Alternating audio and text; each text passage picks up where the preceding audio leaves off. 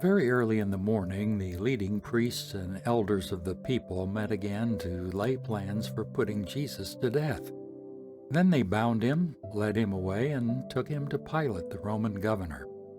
When Judas, who had betrayed him, realized that Jesus had been condemned to die, he was filled with remorse. So he took the 30 pieces of silver back to the leading priests and elders. "I have sinned," he declared, "for I have betrayed an innocent man." "What do we care?" they retorted. "That's your problem." Then Judas threw the silver coins down in the temple and went out and hanged himself. The leading priest picked up the coins. It wouldn't be right to put this money in the temple treasury, they said, since it was payment for murder. After some discussion, they finally decided to buy the potter's field, and they made it into a cemetery for foreigners. That is why the field is still called the Field of Blood. This fulfilled the prophecy of Jeremiah that says, "They took the 30 pieces of silver, the price at which he was valued by the people of Israel, and purchased the potter's field as the Lord directed." Now Jesus was standing before Pilate, the Roman governor. "Are you the king of the Jews?" the governor asked him. Jesus replied, "You have said it." But when the leading priests and elders made their accusations against him, Jesus remained silent. "Don't you hear all these charges they are bringing against you?" Pilate demanded. But Jesus made no response to any of the charges, much to the governor's surprise. Now it was the governor's custom each year during the Passover celebration to release one prisoner to the crowd, anyone they wanted. This year there was a notorious prisoner, a man named Barabbas. As the crowds gathered before Pilate's house that morning, he asked them, "Which one do you want me to release to you, Barabbas or Jesus, who is called the Messiah?" He knew very well that the religious leaders had arrested Jesus out of envy. Just then, as Pilate was sitting on the judgment seat, his wife sent him this message: "Leave that innocent man alone. I suffered through a terrible nightmare about him last night." Meanwhile, the leading priests and elders persuaded the crowd to ask for Barabbas to be released and for Jesus to be put to death. So the governor asked again, "Which of these two do you want me to release to you?" The crowd shouted back, "Barabbas." Pilate responded, "Then what should I do with Jesus, who is called the Messiah?" They shouted back, "Crucify him." "Why?" Pilate demanded. "What crime has he committed?" But the mob roared even louder, "Crucify him."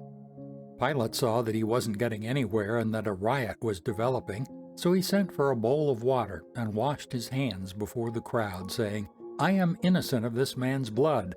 The responsibility is yours."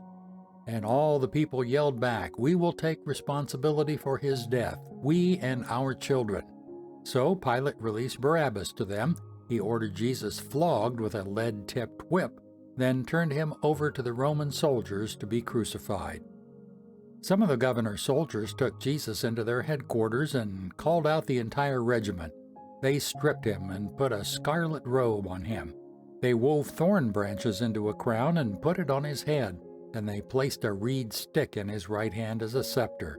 Then they knelt before him in mockery and taunted, "Hail, King of the Jews!" And they spit on him and grabbed the stick and struck him on the head with it. When they were finally tired of mocking him, they took off the robe and put his own clothes on him again. Then they led him away to be crucified. Along the way, they came across a man named Simon, who was from Cyrene, and the soldiers forced him to carry Jesus' cross.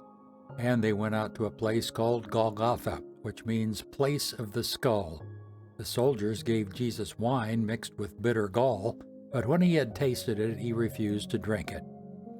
After they had nailed him to the cross, the soldiers gambled for his clothes by throwing dice.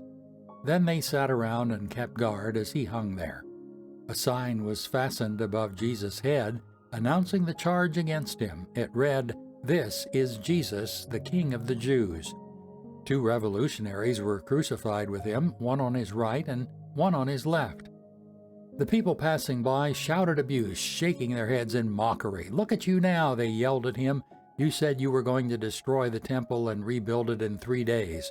Well then, if you are the Son of God, save yourself and come down from the cross." The leading priests, the teachers of religious law, and the elders also mocked Jesus. "He saved others," they scoffed, "but he can't save himself." So he is the king of Israel, is he? Let him come down from the cross right now, and we will believe in him. He trusted God, so let God rescue him now if he wants him. For he said, I am the Son of God. Even the revolutionaries who were crucified with him ridiculed him in the same way. At noon, darkness fell across the whole land until 3 o'clock. About 3 o'clock, Jesus called out in a loud voice, Eli, Eli, lama sabachthani, which means, my God, why have you abandoned me? Some of the bystanders misunderstood and thought he was calling for the prophet Elijah. One of them ran and filled a sponge with sour wine, holding it up to him on a reed stick so he could drink. But the rest said, Wait, let's see whether Elijah comes to save him. Then Jesus shouted out again, and he released his spirit. At that moment, the curtain in the sanctuary of the temple was torn in two from top to bottom. The earth shook, rocks split apart, and tombs opened. The bodies of many godly men and women who had died were raised from the dead. They left the cemetery after Jesus' resurrection, went into the holy city of Jerusalem, and appeared to many people. The Roman officer and other soldiers at the crucifixion were terrified by the earthquake and all that had happened. They said this man truly was the Son of God. And many women who had come from Galilee with Jesus to care for him were watching from a distance. Among them were Mary Magdalene, Mary, the mother of James and Joseph, and the mother of James and John, the sons of Zebedee. As evening approached, Joseph, a rich man from Arimathea who had become a follower of Jesus, went to Pilate and asked for Jesus' body, and Pilate issued an order to release it to him. Joseph took the body and wrapped it in a long sheet of clean linen cloth. He placed it in his own new tomb, which has been carved out of the rock. Then he rolled a great stone across the entrance and left. Both Mary Magdalene and the other Mary were sitting across from the tomb and watching. The next day, on the Sabbath, the leading priests and Pharisees went to see Pilate. They told him, Sir, we remember what that deceiver once said while he was still alive. After 3 days I will rise from the dead. So we request that you seal the tomb until the 3rd day. This will prevent his disciples from coming and stealing the body, then telling everyone that he was raised from the dead. If that happens, we'll be worse off than we were at first. Pilate replied, Take guards and secure it the best you can. So they sealed the tomb and posted guards to protect it.